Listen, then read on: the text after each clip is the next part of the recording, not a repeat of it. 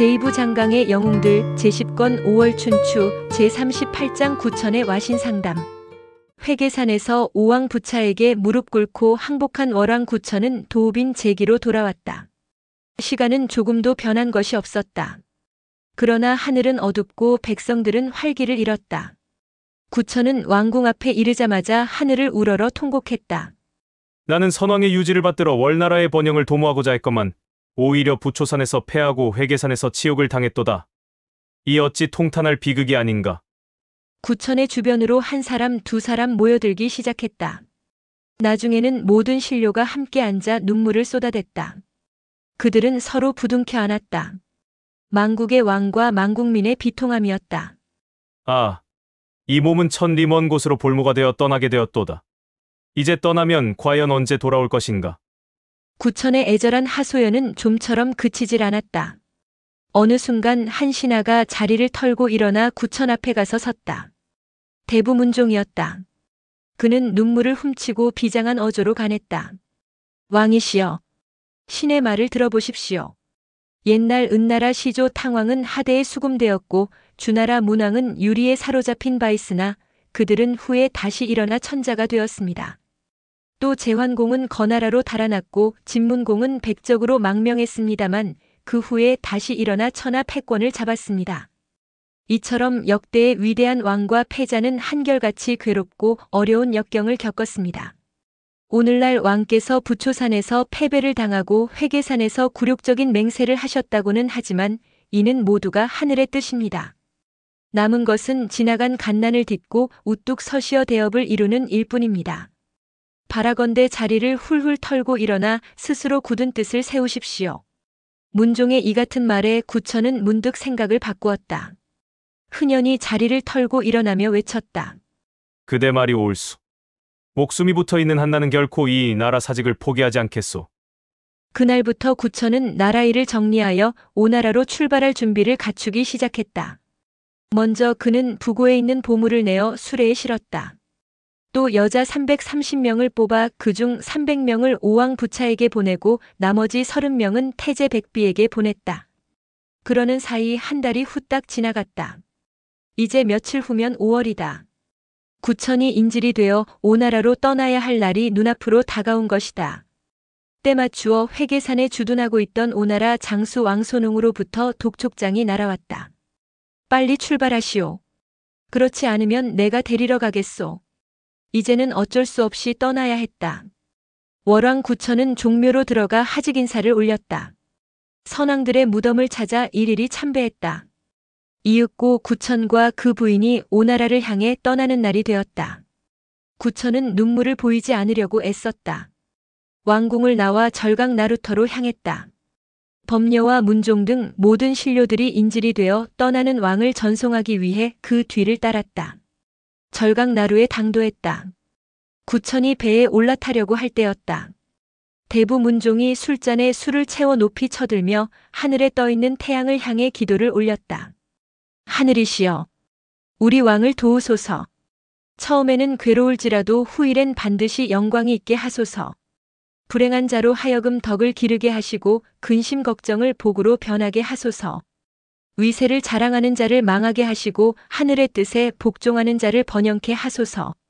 한 번 불행한 자에겐 다시 불행이 없게 하시고 한 번 눈물을 흘린 자에겐 두 번 눈물을 흘리게 하지 마소서. 이어 그는 술잔을 구천에게 바치며 말했다. 왕이시여, 부디 이 간난을 해치고 꿋꿋하게 서십시오.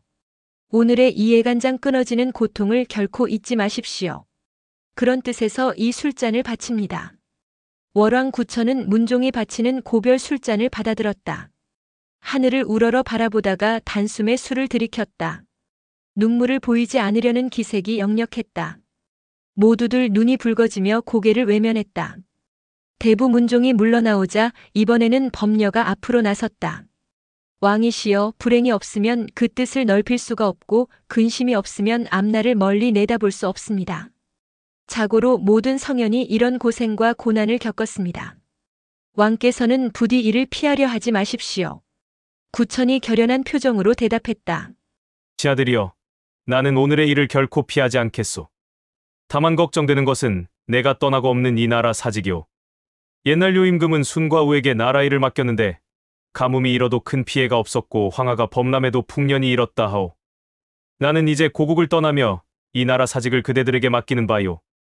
특히 범녀 그대는 이 나라 사직을 지켜나갈 중추요. 부디 나를 대신하여 나라를 부강하게 키워 오늘의 이 치욕을 설치해 주시오. 이를테면 범녀를 섭정으로 임명한 것이었다. 그러나 범녀는 나름대로 생각한 바가 있었다. 그는 앙연히 고개를 쳐들고 아뢰었다. 모름지기 임금에게 근심이 있으면 이는 신하된 사람의 치욕이며 임금이 욕을 당하면 신하는 죽어야 마땅합니다. 이제 왕께선 적국으로 볼모가 되어 가시니 이는 바로 우리 신하들의 치욕입니다. 어찌 월나라의 왕의 근심을 함께 나눌 신하가 없겠습니까? 신은 1월에 맹세하오니 왕을 따라 오나라로 가 우리 왕께서 겪는 치욕과 근심과 걱정을 함께 할까 합니다. 순간 나루터는 무거운 정적에 빠졌다. 아, 어느 누구도 범녀가 그런 생각을 품고 있으리라고는 예상치 못했다. 구천은 놀라기도 하고 감격하기도 했다. 떨리는 목소리로 물었다. 그대가 나와 함께 오나라로 가면 누가 이곳에 남아 월나라를 다스린단 말이오. 범녀가 기다렸다는 듯이 대답한다. 왕께서는 문종에게 나라 일을 맡기십시오. 임금을 모시고 임기응변하는 일은 신이 문종보다 낫습니다. 그러나 나라를 다스리고 백성을 위무하는 일은 문종이 신보다 잘 압니다. 그는 왕께서 오나라로 가 계시는 동안 군량을 비축하고 군사를 훈련시키고 백성들을 단결시킬 것입니다. 신은 왕을 모시고 오나라로 가 함께 간난을 이겨낸 후 다시 돌아와 문종이 비축해 놓은 군량을 바탕으로 오나라에게 원수를 갚을까 합니다. 구천은 자신을 따라 오나라로 가겠다는 범녀의 각오에 다시 한번 감격했다. 눈에서 눈물이 끊임없이 흘러내렸다. 한참 동안 범녀를 바라보다가 무슨 생각에서인지 문종에게로 눈길을 던졌다. 그대는 과인이 돌아올 것을 확신하는가? 왕께서는 반드시 돌아오십니다. 그동안 신은 범녀가 말한 대로 군사를 훈련시키고 군량을 비축하고 백성들을 하나로 모아놓겠습니다. 왕께서는 부디 오늘을 잊지 마십시오. 대부 문종의 이러한 충성 맹세에 다른 대부들도 각기 앞으로 나서며 구천에게 맹세했다. 태제고성이 술잔을 들었다. 신은 임금의 명령을 백성에게 펴고 임금의 덕을 밝히고 복잡한 것을 통합하고 어려운 일을 다스리어 백성들로 하여금 본분을 잊지 않도록 하겠습니다. 다음은 행인 벼슬에 있는 예용이 나섰다. 모든 나라 제후에게 사자를 보내어 여러 가지 분규를 해결하고 서로의 의혹을 풀되 다른 나라에 가서는 나라의 체면을 손상시키지 않고 국내에 돌아와서는 비난을 받지 않도록 할 것을 맹세합니다. 사직 호진이 나서서 아뢰었다. 신의 직분은 바른 말을 하는 것입니다. 문종이 왕을 대신하여 잘못 행하는 일이 있으면 신은 직원으로서 그의 잘못을 깨닫게 하고 의심나는 점을 판단케 하겠습니다. 사마 제계영이 맹세한다. 신은 1년을 하루같이 군사들과 함께하며 진법을 훈련하고 활 쏘는 것과 칼 쓰는 법을 익혀놓겠습니다. 마지막으로 산홍고여가 나섰다. 항상 백성을 위로하고 죽은 자를 조상하고 병든 자를 치료하고 낭비하지 않고 절약하여 곡식을 창고에 저축하는 것이 신의 직분입니다. 왕께서 돌아오시는 날 가득 찬 창고를 보여드리겠습니다. 모든 신료들의 각오와 맹세를 들은 구천은 목이 메었다. 오늘 우리나라가 이런 비통함에 젖은 것은 모두 나의 죄인데 그대들이 이렇듯 자신의 본분에 충실할 것을 맹세하니 내 어찌 오우나라에 가서도 귀국할 날만을 기다리지 않으려. 마침내 월왕 구천은 배 위에 올랐다. 그 뒤를 대부범녀가 따랐다.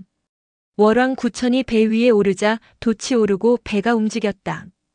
구천과 범녀는 난간에 서서 강변에 서 있는 신료들을 내려다보았다. 모두들 입을 다물고 있었지만 그 가슴은 찢어지는 듯 아팠다. 문득 구천이 들릴 듯 말 듯 혼자 중얼거렸다. 사람은 누구나 죽음을 두려워하지. 하지만 나는 결코 죽음을 두려워하지 않겠다. 나루가 점점 멀어져 갔고 이윽고 강변의 신료들은 하나의 작은 점이 되었다. 오나라로 향하는 배전에 노랫가락이 울려 퍼지고 있었다.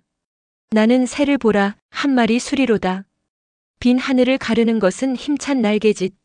모래톱에 모여 한가로이 논이는 힘찬 날개에 저 놀림이여 구름 사이에 있구나. 흰 새우를 쪼고 물을 마시고 가고 오는 것을 마음대로 하도다. 나에게 무슨 죄가 있어? 이 땅을 떠나는가?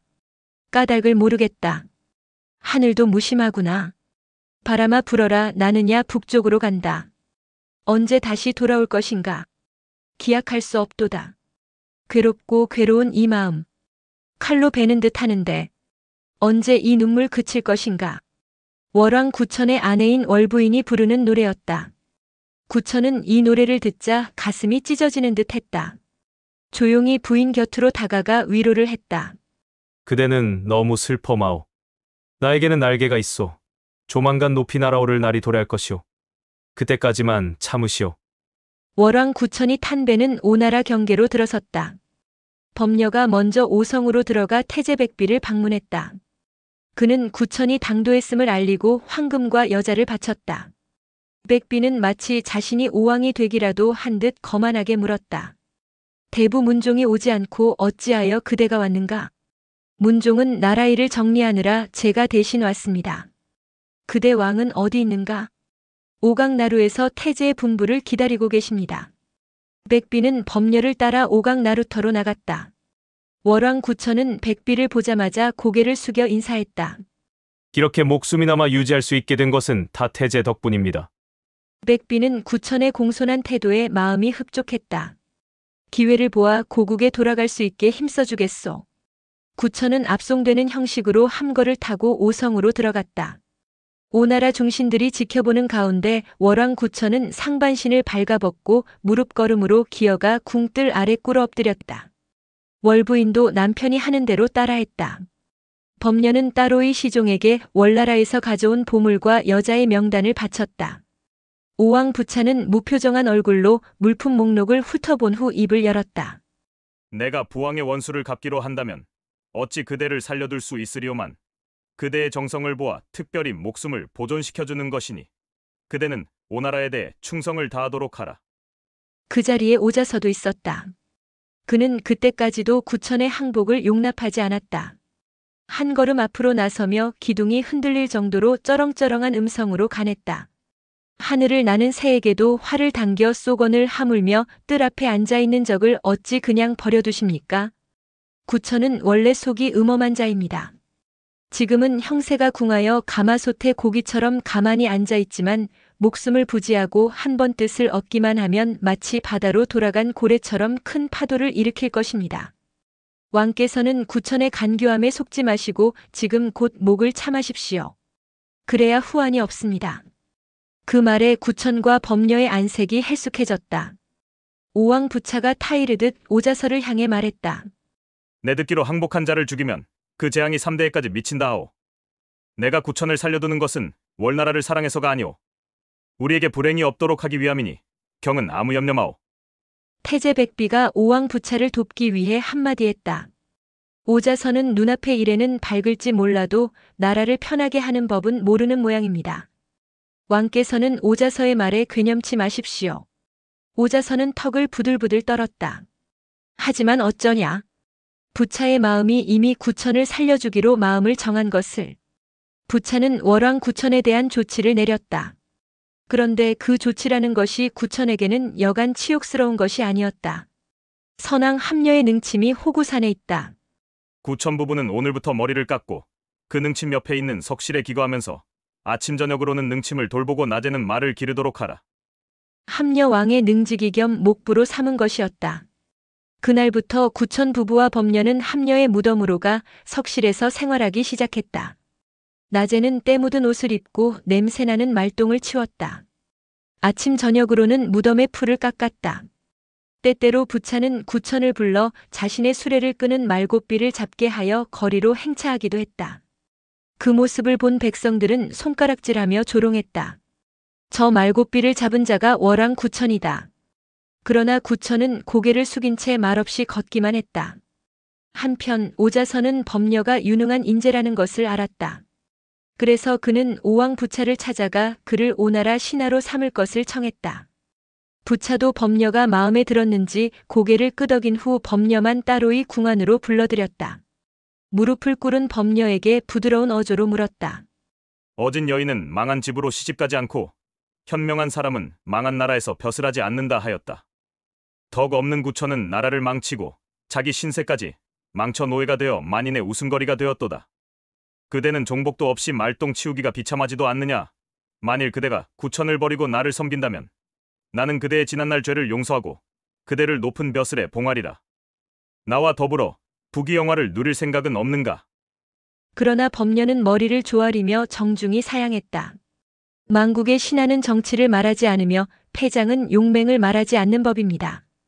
지난날 신은 충과 신과 지혜가 부족하여 능히 월왕을 돕지 못하고 오왕께 큰 죄를 짓게 했습니다. 다행히 대왕께서 죽이지 않으시고 이렇듯 저희들을 석실에서 생활하게 하시니 신은 이것만으로도 큰 은혜를 입은 것이나 마찬가지입니다. 어찌 신이 부귀를 바랄 수 있겠습니까? 곁에서 이 말을 듣고 있던 오자선은 깜짝 놀라지 않을 수 없었다. 그는 부차에게 재빨리 속삭였다. 범녀는 예사인물이 아닙니다. 구천과 범녀를 함께 있게 하면 무슨 흉계를 꾸밀지 모르겠습니다. 차라리 범녀를 죽이는 게 낫겠습니다. 부차는 오자서의 말이 못마땅했다. 조금 전에는 범녀를 등용하라고 청하더니 지금은 죽이라고 하질 않는가. 그는 오자서가 늙었다고 생각했다. 굳이 죽일 필요까지는 없을 것 같소. 나를 섬길 뜻이 없다고 하니 그냥 석실로 돌아가게 합시다. 오자서는 한숨을 내쉬며 궁을 나왔다. 범녀는 다시 호구산 석실로 돌아왔다. 그는 전보다 더욱 구천을 공손히 섬겼다. 아무리 힘들고 고달파도 월나라에 있을 때와 다름없이 구천을 보살피고 돌보았다. 어느 날 밤이었다. 오왕 부차는 오자서의 말대로 혹시나 그들이 딴 뜻을 품지는 않을까 의심하여 측근 시자를 보내 몰래 그들의 석실을 엿보게 했다. 오왕의 측근 시자는 호구산으로 가 밤새 석실을 염탐했다. 그러나 구천과 범녀는 부지런히 말에게 먹일 풀만 썰 뿐 조금도 원망하거나 분노하는 기색이 없었다. 뿐만 아니라 먼동이 틀 때까지 쉬지 않고 일만 했다. 부차는 오자서가 틀렸다고 생각했다. 그러나 어찌 알았으리요. 그들이 수시로 태제 백비에게 뇌물을 바치며 궁중 내의 일을 소상히 알아내고 있었던 것을. 범녀는 그날 저녁에 이미 백비의 통보를 받고 염탐꾼이 와 있다는 것을 알고 있었던 것이다. 그렇게 2년여가 흘렀다. 어느 때인가 부차는 고소산으로 행차하다가 마침 호구산 근처를 지나게 되었다. 높은 구릉에 올라서자 함녀의 묘가 한눈에 들어왔다. 그는 월왕 구천의 모습을 보기 위해 시력을 돋우었다. 과연 그들의 모습이 보였다. 쉬는 시간인가? 구천과 그 부인은 말똥 옆에 나란히 앉아 단정한 모습을 취하고 있었고 그 왼편으로 범녀가 말채찍을 들고 서 있었다. 그런데 그들은 참을 수 없는 고생을 하면서도 조금도 군신 간의 예법과 부부 간의 예의에 벗어나는 행동을 하지 않고 있는 것이었다. 부차는 자신도 모르게 감탄하며 곁에 백비를 돌아보았다. 저기 바라보이는 구천은 한낱 망한 나라의 임금이요. 범녀는 이름 없는 선비에 불과하건만 저런 처지에 있으면서도 군신지위를 잃지 않고 있으니 공경스런 마음이 절로 이는구려. 백비도 고개를 숙이며 대답했다. 공경스럽기도 하지만 불쌍하여 차마 눈뜨고 볼 수 없을 지경입니다. 경의 말이 옳소. 저들이 정말로 지난날의 잘못을 깨달았다면 이 정도에서 용서해줄 만도 하지 않을까. 백비는 이미 구천에게서 많은 뇌물을 받았다. 그는 기회다 싶어 얼른 말을 받았다. 신이 듣건대 덕은 반드시 보답받는다고 하였습니다. 왕께서 선한 마음으로 외롭고 궁한 사람들을 돕는다면 월나라인들 어찌 대왕의 성의에 보답하지 않겠습니까? 저들을 돌아가게 해준다 해도 월나라는 대왕에 대해 변함없이 충성을 바칠 것입니다. 태제 백비의 말을 들은 오왕 부차는 고개를 끄덕였다. 아무래도 그러는 것이 좋겠지. 궁으로 돌아가는 대로 태사에게 명하여 길이를 택하게 하고 구천을 월나라로 돌려보내도록 하리라. 그날 밤이었다. 백비는 구천이 머물고 있는 석실로 사람을 보냈다. 조만간 귀국하게 될 것 같소. 이 모든 것이 내가 노력한 덕분이니 월왕은 귀국하더라도 나에 대한 의를 저버리지 마시오. 월왕 구천은 자신의 귀를 의심할 정도로 기뻐했다. 이것이 꿈이나 아닌지 모르겠소. 범녀의 손을 붙들고 춤이라도 출 듯한 태도였다. 그러나 범녀는 평소와 다름없이 조용하고 공손한 태도로 말했다. 모든 것은 하늘이 명하는 것입니다. 신이 왕을 위해 점을 쳐보겠습니다. 거북등이 없었으므로 시초점을 쳐보기로 했다.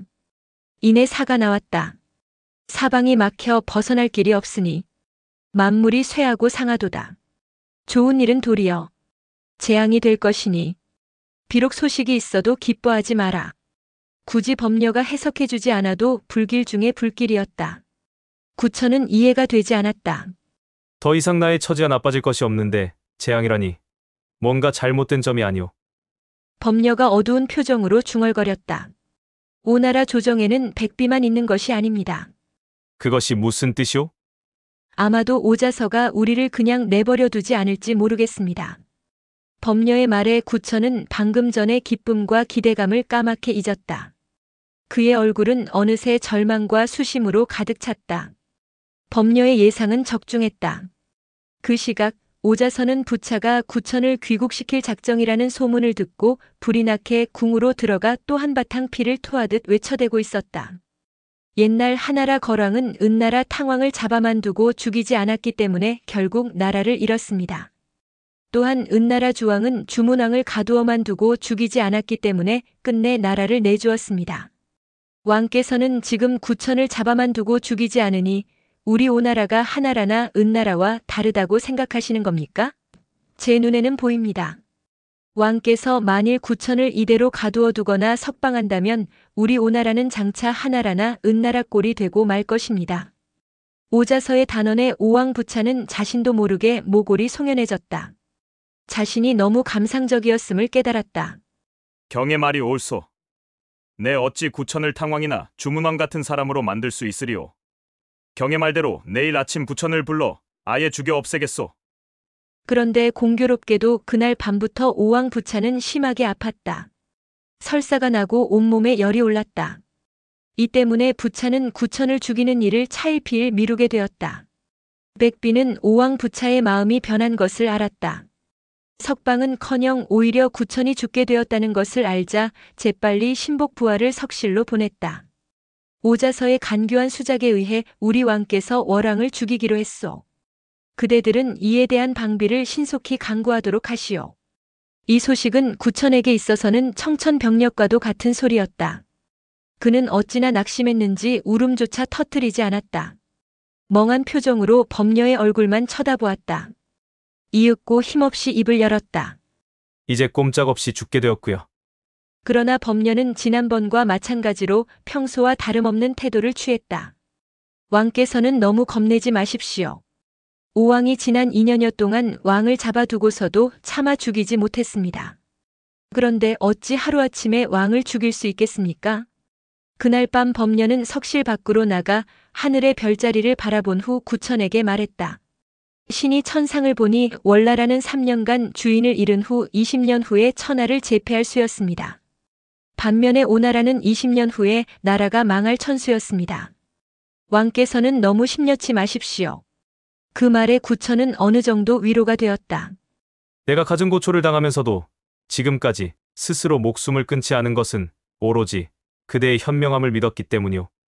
그 후 다시 3개월이 지났다. 그런데 오왕 부차로부터는 아무런 명도 내려오지 않았다. 구천은 언제 부차의 부름을 받아 죽임을 당할지 몰라 더욱 초조했다. 하루가 마치 1년 같았다. 입술이 까맣게 타들어갔다. 그는 다시 법녀에게 물었다. 어째서 아무런 소식이 없는 것일까? 백비의 부하 말에 의하면 오왕의 병이 아직 낫지 않았다고 합니다. 그것이 나에게 길조이겠소 아니면 흉조이겠소?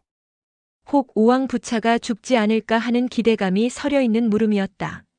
법녀는 다시 시초점을 쳐보았다.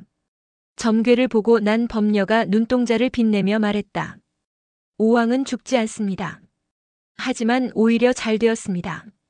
오왕의 병세는 3일 후부터 차도가 있을 것이요. 닷새 후에는 완쾌될 것이 틀림없습니다. 왕께서는 이 기회에 오왕을 문병하십시오. 궁으로 들어가면 일찍이 의술을 배운 바 있다고 말한 후 오왕의 대변을 친히 맛보십시오. 병세를 물으면 3일 후부터 차도가 있을 것이요. 닷새 후에는 완쾌된다고 칭송하십시오. 그대로만 되면 오왕은 크게 감동하여 왕에게 관용을 베풀어 줄 것입니다. 구천은 대경실색했다. 오왕 무차의 똥을 맛보라니. 아무리 종복 노릇을 하는 볼모라도 어찌 그런 일을 할 수 있단 말인가. 구천은 자신의 비참한 처지에 눈물부터 흘렸다. 나는 차마 그 짓은 못하겠소. 하셔야 합니다. 옛날 주왕은 주문왕을 감금하고 그 아들 배급고를 잡아다 끓는 가마솥에 삶아서 주문왕에게 내주었습니다. 그러나 주문왕은 원수를 갚기 위해 울음을 참고 삶아 죽은 자신의 아들을 먹었습니다. 일시적인 굴욕을 참지 못하면 어찌 큰 일을 도모할 수 있겠습니까? 지금 월나라 신하들과 백성들은 하루빨리 왕이 돌아오시기만을 기다리고 있습니다. 왕께서는 고국으로 돌아가고 싶지 않으십니까? 법녀의 설득에 월왕 구천은 마음을 모질게 먹었다. 좋소. 오왕의 똥을 먹겠소. 다음 날 구천은 태제 부중으로 들어가 백비에게 청했다. 듣자 하니 오왕께서 병들어 누워 계시다 합니다. 청컨대 태제께서는 이 구천으로 하여금 오왕을 문병하고 그 병세를 볼 수 있게 해주십시오. 백비는 구천이 부차에게 잘 보이려는 줄 눈치챘다. 그대에게 이런 아름다운 마음이 있는데 내 어찌 그 뜻을 전하지 않을 수 있겠소? 구천은 그날로 백비의 알선을 받아 부차가 누워있는 병실로 들어갔다. 구천은 이미 자신의 모든 것을 버리기로 마음먹었다. 2번 절을 올리고 나서 입을 열었다. 대왕께서 병중이라는 말을 전해 들은 후신 구천은 밤이 되어도 잠을 이루지 못하고 음식을 먹어도 그 맛을 모르겠습니다. 일찍이 씨는 월나라에 있을 때 용한 의원으로부터 의술을 배운 바 있습니다. 그래서 병자의 대변을 보면 대략 그 병의 정도를 짐작할 수 있습니다. 바라건대 대왕의 변을 한번 맛보게 해주십시오. 부차는 자신의 대변을 맛보겠다는 구천의 말에 어리둥절해하면서도 크게 감동했다. 그대가 나의 대변을 직접 맛보겠다는 말인가? 씨는 이미 항복하여 대왕의 충복이 되기로 결심했습니다. 왕의 병세를 짐작하는 일인데 어찌 대변인들 피하겠습니까? 놀라운 충성이로다. 내 그대의 희생에 감동하지 않을 수 없구나. 좋다. 병이 나으면 내 반드시 그대의 충성에 보답하리라. 그러고는 변통을 가져오게 하여 대변을 보았다. 구천은 변통을 앞으로 가져다 똥을 한 움큼 움켜쥐었다. 그러고는 그것을 천천히 입으로 가져가 신중하게 맛보기 시작했다. 이 광경에 궁안의 시자들은 물론 부차까지도 코를 움켜쥐고 외면했다. 그러나 월왕 구천은 태연자약한 모습으로 똥 맛보기를 계속했다. 이윽고 그는 부차 앞에 엎드려 아뢰었다. 신구천은 대왕께 축하드립니다. 대변의 맛을 보니 대왕의 병화는 이틀 후에 차도를 보일 것이오. 나흘 후에는 완전히 쾌차하실 것입니다. 내가 그것을 어찌 아느냐? 지난날 씨는 의원에게 들었습니다. 대저 인부는 곡식이 변한 것이기 때문에 계절에 순응하면 병자가 살아나고 계절에 역행하면 죽는다 하였습니다. 시 방금 맛본 대변의 맛은 쓰고 쉬었습니다. 이는 곧 봄을 맞이하는 동시에 여름의 기운을 축적한다는 뜻입니다. 지금이 3월이니 이 어찌 계절에 순응하는 것이 아니겠습니까? 오왕 부차는 기쁘기도 하고 감격스럽기도 했다. 착하도다, 구천이여. 어느 신하가 군왕의 변맛을 보고 그 병세를 진단할 수 있을 것인가? 아마도 이 같은 일은 세자도 결코 할 수 없으리라. 만고에 찾아보기 힘든 일이로다. 그러고는 백비를 비롯한 좌우 신하들에게 명했다. 경들은 지금 당장 구천을 석실에서 편안한 집으로 옮겨 살게 하라. 만일 구천의 말대로 내 병이 낫게 되면 나는 그를 월나라로 돌려보내겠다. 그날로 백비는 구천 부부와 법녀를 석실에서 나오게 하여 오성 민가에 살게 했다. 과연 부차의 병은 이틀 후에 호전되기 시작하더니 나흘이 지나자 언제 그랬냐는 듯 쉽게 깨끗하게 나았다. 부차의 기쁨은 이루 헤아릴 수 없이 컸다. 그는 궁중 문대에다 크게 잔치를 베풀고 신료들을 초청했다. 오늘 나의 병이 낫게 된 것은 오로지 구천의 정성 때문이다. 내 구천과 함께 이 기쁨의 잔을 나누리라. 구천을 불러오라. 잠시 후 구천이 궁으로 들어왔다. 그런데 그 복장이 여전히 죄수 차림이었다. 부차는 좌우 시자들에게 명했다. 구천이 아직까지 죄수의 옷을 입고 있다니 그럴 수는 없는 일이다. 지금 당장 목욕을 시키고 새로 의관을 내주어 들게 하라. 구천은 속으로 회심의 미소를 지었으나 겉으로는 거듭 사양하다가 못 이기는 채 시자를 따라 욕탕으로 들어갔다. 새 옷을 갈아입고 다시 부차 앞으로 나왔다. 부차는 친히 자리에서 일어나 구천의 손을 잡아 끌고 자신의 옆자리에 앉혔다. 모든 신료에게 말했다. 월왕 구천은 어질고 덕 있는 사람이다. 어찌 오래도록 욕뺄 수가 있겠는가? 과인은 장차 월왕의 죄를 용서하고 본국으로 돌려보낼 작정이다. 오늘 이 자리는 월왕을 위한 자리다. 모든 신하는 국빈에 대한 예로서 월왕을 대하라. 구천으로서는 이 얼마나 기다리던 말이었던가. 그는 쏟아지는 눈물을 간신히 삼켰다. 여전히 공손한 태도로 부차를 섬기는 척했다. 부차 또한 수시로 구천의 손을 어루만지며 그간의 고생을 위로했다. 그 모습을 보고 있던 오자선은 우라가 치밀어 올라 견딜 수가 없었다. 그렇다고 이제 막 병상에서 일어난 부차의 흥을 깰 수도 없었다. 그는 마지못해 2잔 술을 받아 마시고는 휑하니 일어나 문대 밖으로 나와버렸다. 그런 오자서의 행동을 훔쳐보던 백비가 재빨리 부차에게 속삭였다. 이런 기쁜 날에 오자서가 제멋대로 자리를 차고 나가버리니 참으로 불손한 행동입니다. 오자서는 자신의 공운을 믿고 너무 교만해진 듯 싶습니다. 왕께서는 깊이 통촉하셔야 할 것입니다. 그렇지 않아도 나 역시 오자서의 교만함과 무례한 언동에 대해 생각하고 있는 중이었소.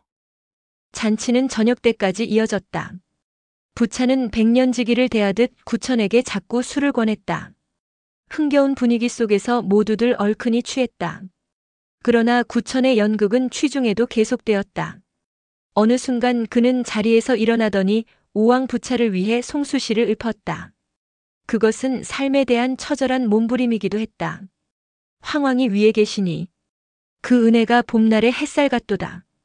어지심은 비할 데 없고 그 덕은 날로 새로워지도다. 아름답도다. 그 덕 영원하시고 그 수 만세를 누리소서. 모든 나라 제후들 다 복종할지니 길이 오나라 다스리고 천하를 세우소서. 기분 좋은 부차는 한껏 취한 후에야 잔치를 파했다. 그는 여전히 흥겨웠다. 민가로 나가는 구천의 손을 부여잡고 다시 한번 약속했다. 사흘 안에 그대를 월나라로 돌아가게 해주겠소. 안 된다. 구천을 돌려보내서는 안 된다. 그날 밤 오자서는 한숨도 잠을 이루지 못했다. 그는 이 모든 게 구천과 범녀의 치밀한 계획임을 확신했다. 무슨 수를 써서라도 막아야 했다. 날이 새자마자 오자서는 조복으로 갈아입고 궁으로 달려갔다. 부차가 놀란 얼굴로 물었다. 이른 아침부터 웬일이오? 오자서는 절규하듯 말하기 시작했다. 왕께서는 지난날 선왕의 죽음을 잊으셨습니까? 구천은 온순하고 공손한 체하지만 그 속마음은 호랑이나 승냥이보다 더 음험하고 날카롭습니다. 귀에 단 소리는 왕의 몸을 망칠 것이요. 눈에 즐거운 웃음은 이 나라를 수렁 속으로 몰아넣을 것입니다. 왕께서는 지금 구천의 감언이설에 현혹되어 있습니다. 충직한 말을 듣지 않고 교훈에만 귀를 기울이신다면 이는 털을 숯불에 넣고서 타지 않기를 바라는 마음이면 계란을 바위에 던지고도 깨지지 않기를 바라는 것과 같습니다. 왕께서는 부디 신의 말에 귀를 기울여 주십시오. 그제야 부차는 그가 구천의 일 때문에 온 것을 알고 불쾌한 표정을 지었다. 과인은 3개월 동안 병석에 누워 있었소. 그런데도 경은 나를 위해 위로의 말 한 번 해준 적이 없소.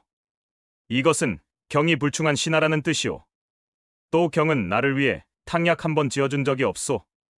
이것은 경이 불인한 신하라는 뜻이오. 불충하고 불인한 신하를 어디에 쓰겠소? 반면 월왕구천은 자기 나라를 버리고 천리 먼 곳에 와 있으면서도 재물을 바치고 종노릇을 했으니 이는 그가 충성스럽다는 뜻이오. 또 내가 병에 걸렸을 때 그는 내 변을 핥고도 추호도 과인을 원망하는 기색을 보이지 않았소. 이는 그가 어진 사람이라는 뜻이오. 불충하고 불인한 신하가 충성스럽고 어진 신하를 죽이라 하는데 내가 그 말을 들을 것 같소. 오왕 부차의 말을 들은 오자서는 답답해서 가슴이 터질 것 같았다. 자신의 가슴을 두드리며 다시 말했다. 왕께서는 어찌 그리도 어리석으십니까? 대저 호랑이가 몸을 낮추는 것은 먹이를 덮치기 위해서이며 승냥이가 몸을 움츠리는 것은 상대를 취하기 위해서입니다. 월왕은 우리나라에 패하여 인질로 잡혀왔기 때문에 그 원한이 골수에 사무쳐 있습니다. 그가 왕의 변을 핥은 것은 그 맛이 달콤하기 때문이 아닙니다. 그 이면에는 왕을 잡아먹기 위한 무서운 마음이 들어있기 때문입니다.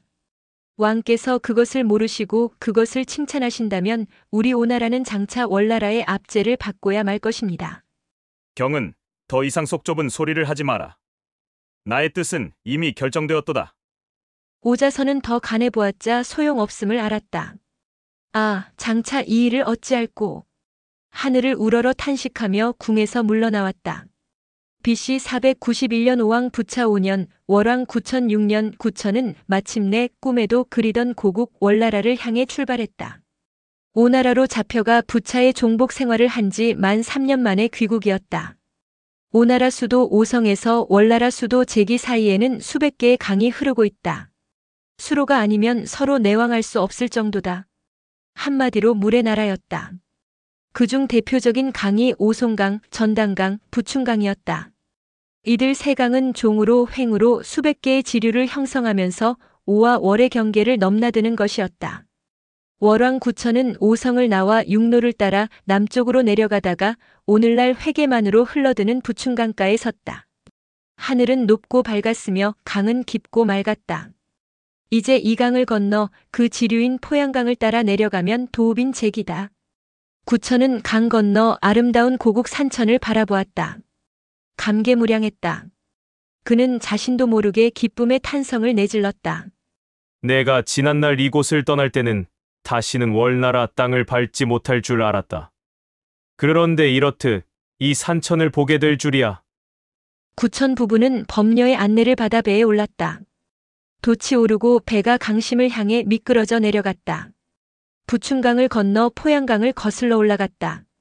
포양강 나루에는 이미 문종을 비롯한 월나라 신하들과 백성들이 대거 영접 나와 있었다. 배가 당도했을 때 돌아오는 사람과 마중 나온 사람들은 서로 부둥켜 안고 눈물 바다를 이루었다. 백성들은 환호성을 질러 천지가 흔들릴 지경이었다. 그동안 구천을 대신하여 월나라를 다스린 문종이 눈물을 닦으며 말했다. 그동안 얼마나 고초가 많으셨습니까?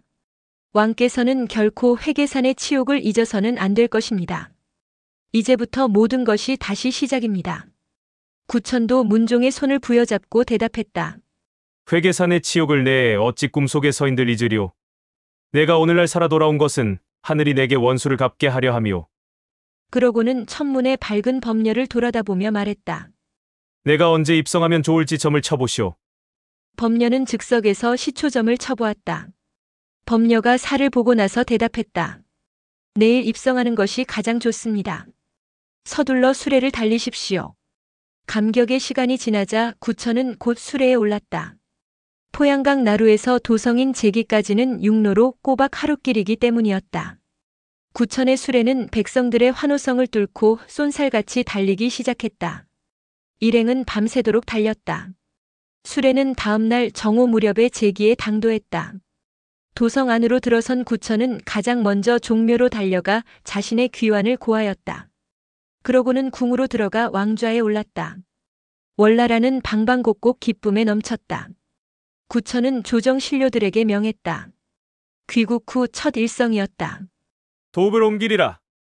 그는 3년 전 회계산에서 오왕 부차에게 무릎 꿇고 항서를 바친 일을 생생히 기억하고 있었다. 그래서 도읍을 회계로 옮겨 그날의 굴욕을 잊지 않으리라 결심했던 것이다. 성 쌓는 일은 범녀가 맡았다. 범녀는 회계 땅으로 달려가 천문을 보고 지리를 살핀 후 회계산 주변으로 큰 성을 쌓기 시작했다. 이것이 곧 월나라의 새 도읍인 회계성이다. 그는 또 회계성 서북쪽의 와룡산에 비익루를 세우고는 그곳으로 들어가는 문을 천문이라 이름하였다. 하늘로 통하는 문이라는 뜻이다. 동남쪽에는 하수구를 내어 지호를 상징케 하는 한편 크고 견고한 성곽을 쌓았다. 하지만 비익루가 있는 와룡산에는 일절 성벽을 쌓지 않았다. 범녀는 군사들을 시켜 와룡산에 성벽을 쌓지 않은 이유를 널리 퍼뜨리게 했다. 우리는 오나라를 섬기는 나라다. 서북쪽에 성벽을 쌓는 것은 불경스러운 일일 뿐 아니라 오나라로 공물을 보내는데 몹시 불편하다. 하늘로 통하는 문에 어찌 벽을 쌓을 것인가. 이 소문은 오나라 세작들을 통해 오왕 부차의 귀에도 전해졌다. 부차는 구천의 행동을 감시하고 있다가 이 같은 소문에 접하자 매우 만족했다. 과연 구천은 나를 섬기는 마음이 시종여이라구나. 그러나 범녀가 와룡산에 성벽을 쌓지 않은 이유는 따로 있었다. 후일 오나라를 칠 때 방해되지 않도록 미리 길을 닦아놓은 것이었다. 회계성이 완공되었다. 그런데 이상한 일이 생겨났다. 어느 날 아침 사람들이 잠에서 깨어나 보니 회계성 뒤편에 난데없이 산 하나가 솟아 있었다. 주위 둘레만도 수십 리가 되는 산이었다. 그 모양은 마치 거북이 엎드리고 있는 것 같았다. 초목도 무성했다. 회계성을 쌓으며 나온 흙무더기에 나무를 심은 것이었으나 당시 사람들에게는 여간 놀랄만한 일이 아니었을 것이다. 어떤 사람이 과장되이 말했다. 이 산은 제나라 낭야 땅에 있는 동무산이 아닌가. 어찌 하룻밤 사이에 동무산이 이곳으로 날아왔는지 모르겠도다. 범녀는 본래 제나라 사람이다. 자신의 뜻을 펴기 위해 이곳저곳 유랑하다가 남쪽 월나라에 와서 정착하여 관직에 올랐다. 그러므로 그가 고향 땅에서 자주 본 동무산의 형상을 그곳에 재현시키는 일은 그다지 어려운 일이 아니었으리라. 동무산을 본떠 만든 그 산이 떠벌리기 좋아하는 사람들에 의해 산이 날아온 것으로 소문나는 것은 그리 이상한 일이 아니다. 또 그것은 범녀가 노린 바이기도 했다. 그는 월왕 구천에게 그 소문을 고했다. 신이 성을 준공하자 하늘이 이에 응하여 난데없이 산을 솟게 하였습니다. 이는 우리 월나라가 장차 천하 패권을 잡을 징조입니다. 구천은 기뻐하며 그 산을 괴산이라고 명명했다. 그러나 일반 백성들은 그 산을 비례산 혹은 구산이라고 불렀다. 범녀는 다시 비례산 위에 영대라는 데를 세우고 그 위에 3층 누각을 지어 마치 신령스런 짐승이 오나라를 노리고 있는 듯 꾸몄다. 이렇듯 그는 회계성의 모든 것을 철저하게 오나라와 연관시켜 꾸몄다. 성곽과 도로와 궁성이 갖추어지자 월왕 구천은 제기 땅을 떠나 회계성으로 도읍을 옮겼다. 회계성은 화려하지 않았으나 몹시 견고했다. 구천은 만족하여 궁성을 둘러본 후 범녀를 치하했다. 경이 없었더라면 과인은 지금까지도 오나라에서 말똥을 치우고 있었을 것이오. 진실로 내가 돌아온 것은 그대 덕분이오. 구천은 내전으로 들어갔다. 자신이 잠자는 방 안의 구조가 눈에 익었다. 왕의 침실이라고는 할 수 없을 정도로 초라하고 옹색했다. 영문을 알지 못한 구천이 범녀를 돌아보았다. 범녀가 머리를 조아리며 말했다. 왕께서는 지난날 호구산 석실에서 고생하시던 때를 잊지 마시고 부디 월나라를 재건하여 오나라에게 원수를 갚도록 해주십시오. 구천은 범녀의 뜻을 알았다. 그의 손을 움켜잡고 대답한다. 과인은 오로지 경의 가르침에 따를 뿐이오. 이날부터 월왕 구천의 고난스런 생활은 다시 시작되었다. 그는 오나라의 원수를 갚기 위해 스스로 자신을 가혹하게 다뤘다. 그는 자정이 넘을 때까지 잠자리에 들지 않았다. 잠이 오면 송곳으로 무릎을 찔렀다. 겨울에 발이 시리면 오히려 찬물을 가져다 발을 담그고 자신을 꾸짖었다. 구천아, 구천아. 너는 오나라에서 당한 굴욕을 잊었느냐? 여름이면 방 안에 화로를 갖다 놓고 겨울이면 얼음을 품속에 끼웠다. 또 그는 침상 위에 푹신한 보료를 깔아놓는 대신 섬나무를 깔아 그 위에 누웠다. 날카로운 나뭇가지가 온몸을 쑤셔댔다. 등이 베겨 견딜 수 없으면 스스로를 또 심하게 질책했다. 구천아, 구천아. 내가 호구산 석실에서 잘 때 이보다 편했느냐? 침상 위에는 곰 쓸개를 매달아 놓았다. 쓸개는 몹시 쓰다. 맨정신으로는 도저히 혀를 댈 수 없을 정도이다. 그런데도 구천은 섬나무 침상에 눕기 전에 한 번, 일어날 때 한 번 그 쓸개를 핥았다. 도저히 써서 핥기가 고통스러울 때는 고개를 쳐들어 자신을 향해 꾸짖었다. 구천아, 구천아. 내가 핥은 부처의 똥맛을 어찌 잊을 수 있단 말인가? 와신 상담이라는 말이 있다. 와신은 섬나무 위에 눕다라는 뜻이다. 상담은 쓸개를 맛보다라는 뜻이다. 자신의 뜻을 이루기 위해 어떠한 고난도 감내한다는 뜻의 이 말은 이렇게 해서 생겨났다. 구천은 잠자다 말고 벌떡 일어나 때로는 소리 없이 흐느껴 울기도 하고 때로는 이를 갈며 자신의 결의를 다지기도 했다. 그가 어찌나 빠드득 이를 갈았는지 구천의 이는 모두 으스러졌다고 한다. 월왕 구천은 자신에게만 엄격했던 것은 아니다. 나라의 신료들과 백성들에 대해서도 엄한 법령을 적용했다. 춘추시대를 기록한 또 하나의 귀중한 자료인 국어를 보면 이때의 상황을 다음과 같이 묘사하고 있다. 젊은 남자는 늙은 여자를 아내로 삼지 못하게 했다. 늙은 남자는 젊은 여자를 아내로 삼지 못하게 했다. 튼튼하고 씩씩한 아들을 낳게 하기 위해서이다. 또한 여자가 17살이 넘었는데도 결혼하지 않는다던가 남자가 20살이 되었는데도 결혼하지 않으면 당사자는 물론 그 부모까지 처벌했다. 당시 중국에서는 여자는 20살에 시집을 가고 남자는 30살에 장가가는 것이 관례였다. 그런데 구천은 인구를 증가시키기 위해 이 관례를 깨고 조언을 강요한 것이었다. 인구를 늘리기 위한 정책은 이뿐만이 아니었다. 계속해서 국어는 기록하고 있다. 여자는 해산이 임박하면 관가에 신고해야 했고 관가에서는 의원을 파견하여 애를 낳는데 지장이 없도록 돌봐주었다. 그리하여 아들을 낳으면 산모에게 술 한 병과 개 한 마리를 잡아주고 여자아이를 낳으면 술 한 병에 돼지 한 마리를 주어 산모를 보양시켜 주었다. 새 쌍둥이를 낳으면 나라에서 유모를 보내주었고 쌍둥이를 낳으면 양식을 보태주었다.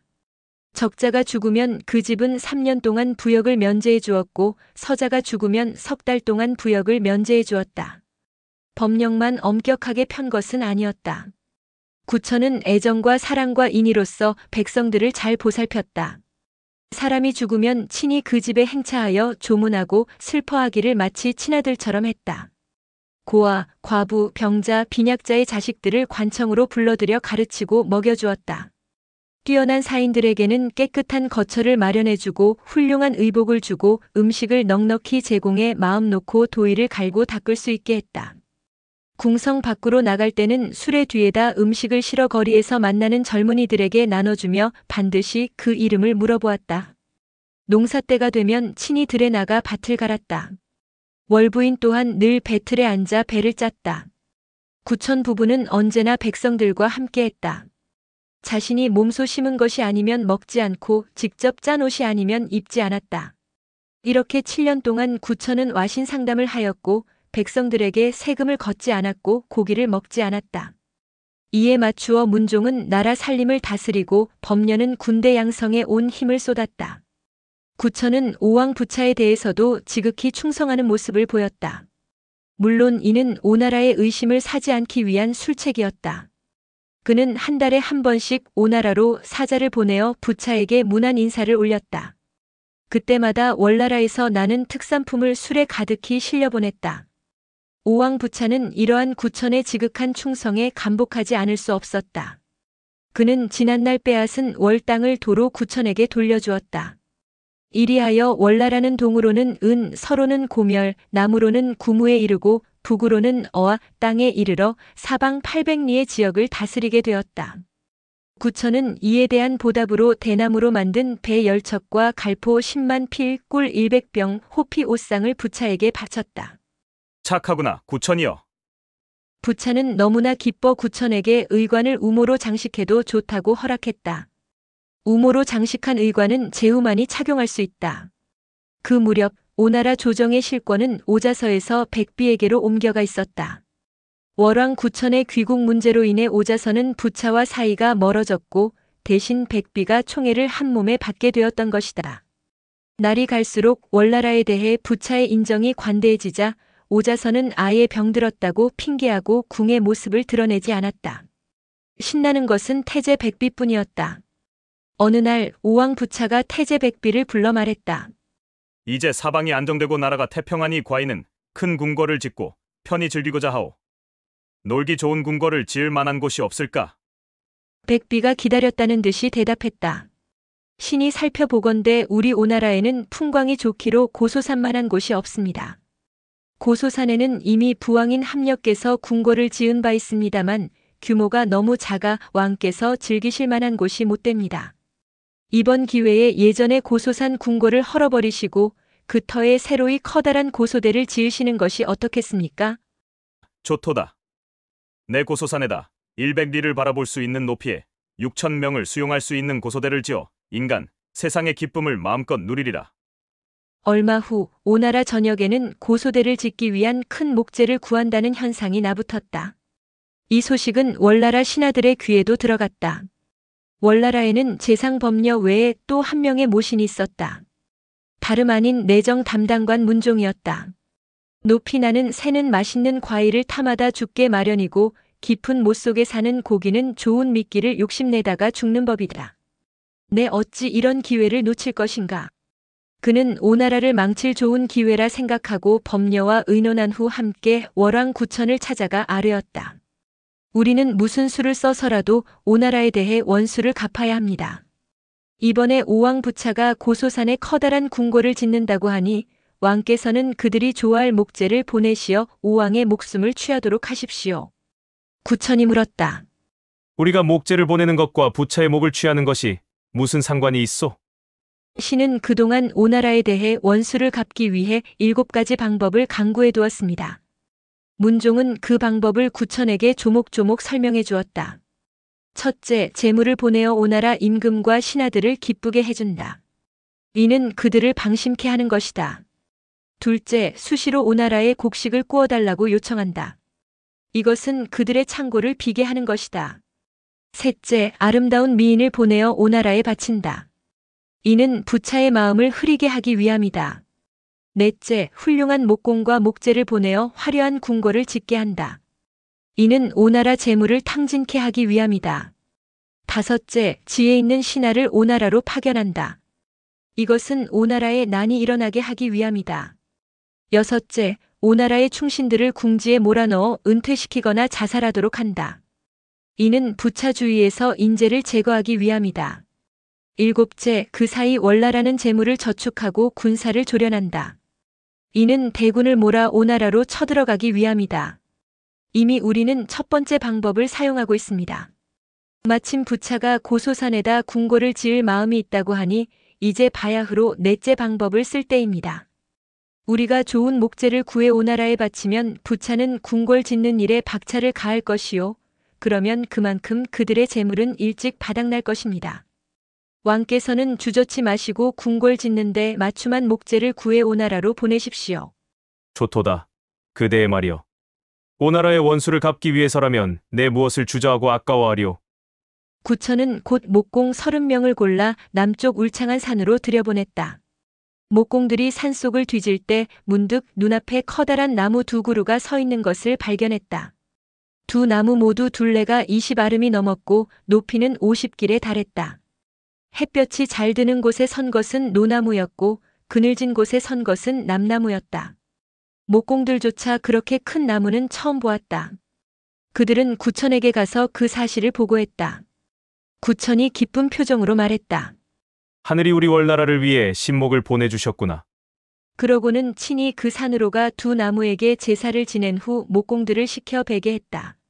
목공들은 나무를 깨끗이 다듬고 손질했다. 그런 후에 5색이 영롱한 용과 봉황을 그려 넣었다. 문종은 큰 배에 그 목재를 싣고 강을 건너 오성으로 들어갔다. 동해의 천신 구천이 우연히 큰 목재를 얻었습니다. 감히 우리가 쓸 수 없어 대왕께 바칩니다. 부차는 문종이 가지고 온 목재를 보고 입이 크게 벌어졌다. 이 소식을 들은 오자서가 황급히 달려와 간했다. 옛날 거랑은 영대를 짓고 주왕은 녹대를 지었다가 결국 재물만 탕진하고 나라를 잃었습니다. 구천이 이런 목재를 보낸 것은 우리 오나라를 해치려는 수작입니다. 받지 말고 돌려보내십시오. 부차는 자신의 흥취를 깨는 오자서가 미웠다. 구천은 자신이 이 목재를 사용할 수도 있건만 일부러 과인에게 보냈소. 어찌 그 호의를 물리칠 수 있단 말인가? 부차는 오자서가 보는 앞에서 태제백비를 불러 고소산에다 고소대를 지으라 명했다. 공사가 시작되었다. 어마어마한 규모의 공사였다. 월나라에서 바친 2개의 목재에 걸맞는 궁궐을 짓느라 애초 계획했던 것보다 더 커진 것이었다. 고소대 공사는 무려 5년이 걸렸다. 높이가 300장이요, 넓이가 84장이었다. 한 장은 10척이요, 당시의 1척은 약 23cm이니 300장이라면 700m에 가까운 높이였다. 물론 여기에는 다소 과장도 섞여 있으리라. 고소대 꼭대기에 이르면 200리 바깥까지 내다볼 수 있었다. 이 거대한 공사를 마치기 위해 오나라 백성들은 밤낮 없이 중노동을 하지 않으면 안 되었다. 죽고 부상당한 자가 수천 명에 이르렀고 그 원망이 얼마나 큰지 하늘에 닿을 듯했다. 월왕 구천은 고소대 공사가 한창 진행 중이라는 소식을 듣고 월나라의 양대 동량이라 할 수 있는 범녀와 문종을 불러들였다. 이제 7가지 계책 중 첫째와 넷째를 실행에 옮겼소. 다음은 어떤 계책을 쓰는 것이 좋겠소? 이번에는 범녀가 안을 내었다. 사람이란 모름지기 자기가 좋아하는 것에 마음을 빼앗기게 마련입니다. 오왕부차가 고소대를 지었다는 것은 곧 놀기를 좋아한다는 뜻입니다. 놀기를 좋아하는 사람이 어찌 미인을 좋아하지 않겠습니까? 바야흐로 미인계를 쓸 때가 아닌가 싶습니다. 그동안 우리는 여러 차례 미인들을 부차에게로 보내지 않았소. 새삼스레 미인계라니 그 뜻을 잘 알 수 없구려. 지금까지 보낸 여인들로는 미인계라 할 수 없겠지요. 옛날 유시 씨는 거왕에게 마리를 보내 하왕조를 종식시켰고 유소 씨는 달기를 주왕에게 보내 은왕조를 멸망시켰습니다. 이리하여 경국지색이라는 말이 나올 정도였습니다. 이번에 우리가 보낼 미인은 바로 이 정도의 미색을 갖추지 않으면 안 될 것입니다. 그런 여인을 어찌 쉽게 구할 수 있으려? 우리 월나라는 예부터 색향이라는 말이 나돌 정도로 미인이 많습니다. 왕께서는 신에게 동자 100명을 내주십시오. 그러면 신은 관상 잘 보는 자 100명을 뽑아 그 동자들과 조를 이루어 두루 국내를 돌아다니도록 하겠습니다. 그리하여 발견된 미인들을 대상으로 신이 직접 확인하면 어찌 경국지색을 찾아내지 못하겠습니까? 좋고 좋도다. 이때부터 월나라 각지에서는 미인 뽑는 일로 부산했다. 반년쯤 지나자 동자와 관상가로 구성된 100조의 채용사로부터 보고서가 올라오기 시작했다. 모두 2,000명의 미인이 추천되었다. 이 일을 관장하는 범녀는 한치의 소홀함도 없기 위해 자신이 직접 내려가 추천된 미인들을 일일이 확인했다. 그리하여 다시 50명을 선발하고 그 중에서 또 고르고 골라 마침내 2명의 미인을 뽑았다. 서시와 정단. 범녀가 최종적으로 낙점한 여인들의 이름이었다.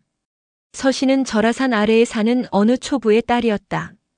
절하산은 지금의 절강성 저파시 근처에 있는 산이다. 회계성에서 동쪽으로 200여리 떨어져 있는 곳이다. 원래 절하산 밑에는 동촌과 서촌이라는 두 마을이 있었다. 그곳은 시씨의 집성촌이었다. 최종적으로 뽑힌 두 여인은 공교롭게도 둘 다 서촌이었다. 한 여인은 서촌 토박이이고 다른 한 여인은 외지를 떠돌다가 그곳에 정착한 사람의 딸이었다. 그래서 사람들은 이 토박이 여인을 서시라고 불렀고 다른 한 여인을 정단이라 하였다. 서시란 서촌에 사는 시씨라는 뜻이요, 정단이란 정나라에서 온 단씨라는 뜻이다. 서시와 정단은 우열을 가릴 수 없을 정도로 뛰어난 자색을 갖추고 있었다. 더욱이 그녀들은 구용강가의 이웃에 살았다. 두 여인은 매일 함께 강가로 나가 빨래를 했다. 맑은 강물에 비친 두 여자의 아름다운 얼굴은 마치 한 쌍의 부용 같았다. 범녀는 구용강가에서 빨래하는 두 여인을 보고 정신이 어지러울 정도였다. 망설임 없이 두 여인을 데리고 회계성으로 돌아왔다. 이 소문이 백성들 사이에 퍼졌다. 사람들은 월나라 최고의 미인을 구경하기 위해 만사 제쳐놓고 모여들었다. 그 바람에 범녀와 두 여인이 탄 술에는 길이 막혀 성 안으로 들어갈 수 없을 지경이었다. 그때 범녀는 한 가지 꾀를 내었다. 두 여인의 미모도 확인하고 국고도 충당하자. 범녀는 서시와 정단을 곱게 차려입히고 교회 별관으로 데리고 가 사람들에게 널리 알렸다. 미인을 보고자 원하는 사람은 이 궤에다 금전 1문씩 넣되 만일 미인이 아니라고 생각되면 도로 가져가라. 백성들은 앞다투어 궤 속에다 돈을 넣었다. 눈 깜짝할 사이 커다란 궤가 가득 찼다. 잠시 후 범녀는 서시와 정단을 데리고 누대 위로 올랐다. 두 여인은 난간에 기대어 구름처럼 모여있는 사람들을 굽어보았다. 아! 서시와 정단의 모습을 본 사람들은 벌린 입을 다물지 못했다. 탄성조차 내지르는 것을 잊었다. 그들의 눈에 두 여인은 지상 사람이 아니라 천상의 선녀가 하강한 것처럼 보였다. 두 여인의 모습이 난간에서 사라졌는데도 사람들은 흩어질 줄 몰랐다. 아무도 돈을 도로 가져가는 사람은 없었다. 범녀는 이렇게 사흘간을 교회 별관에서 머물렀다. 그 사이 모인 돈이 한 고을에서 거두어들인 세금과 맞먹을 정도였다. 범녀는 그 돈을 국고에 바치고 나서 새삼 탄식했다. 여인의 아름다움이란 참으로 무서운 것이로구나. 지난날 한 왕조가 멸망할 때마다 그 뒤에 미인이 있었던 것도 우연이 아니로구나. 범녀는 자신의 집 뒤편에 작은 누각을 짓고 두 여인을 그곳에 머물게 했다.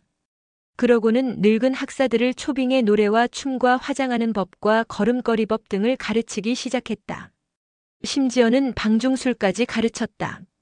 그는 서시와 정단에게 오왕부차의 정신을 빼놓을 모든 재주와 기술을 습득시킬 작정이었던 것이다.